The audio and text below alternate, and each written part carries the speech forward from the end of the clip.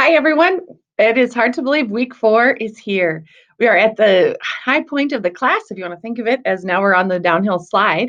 But we have covered some great topics, and we've got a few more here to go before we actually wrap up the nursing program for most of you. So, last week, let me just start with that. We talked about interprofessional collaboration, what that looks like, some of the struggles we face with what intercollaboration is and looks like for most of us.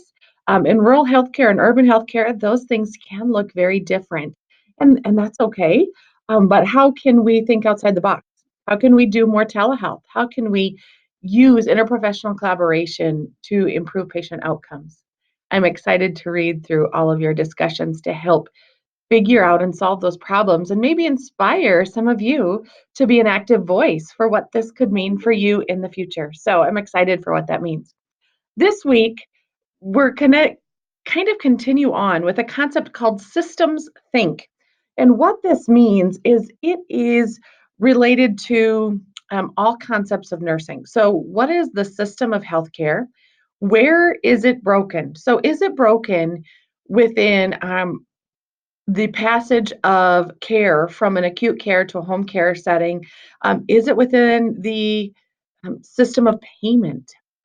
Right now in the country, is there healthcare insurance? If there is and if there isn't, some cover mental health and some cover only physical health. And why is that not okay?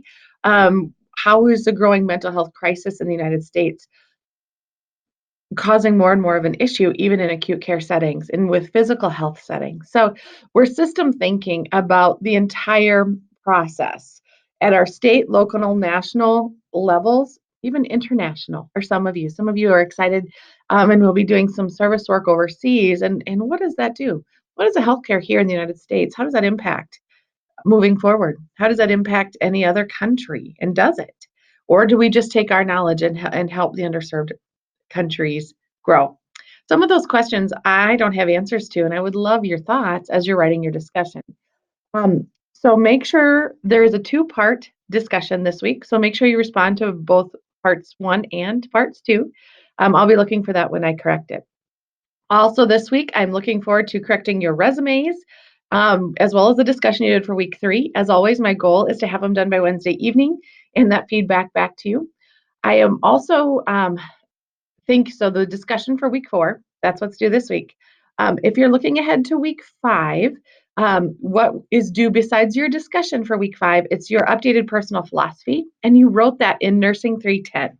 So it's pulling that back out and reading it, rereading it, looking at the rubric in the syllabus, and truly comparing it to what you have written, because there are a few parts that are a little bit different. So you cannot just copy and resubmit your previous paper.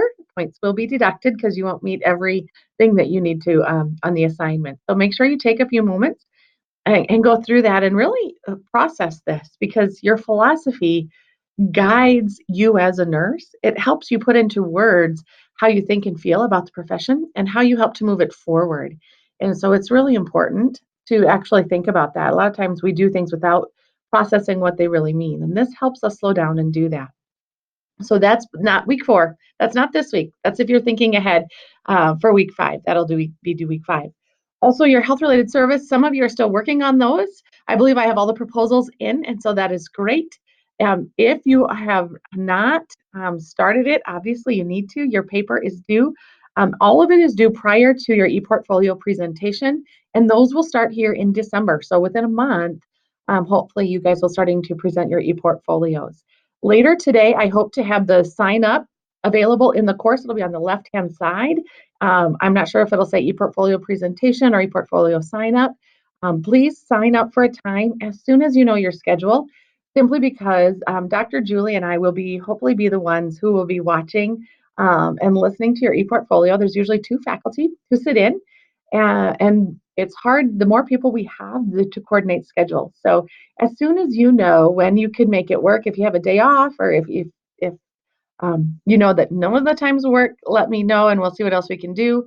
But make sure that you get signed up as soon as possible so we can make adjustments and we can block out times in our schedule as well. So I'm really excited to be at this stage of the journey with you. We are wrapping things up. As you are working on your e-portfolio or your any other thing related to the class or the program, make sure you let me know if you have questions because I want to help you. I would love to help you finish strong for this course. Have a great week.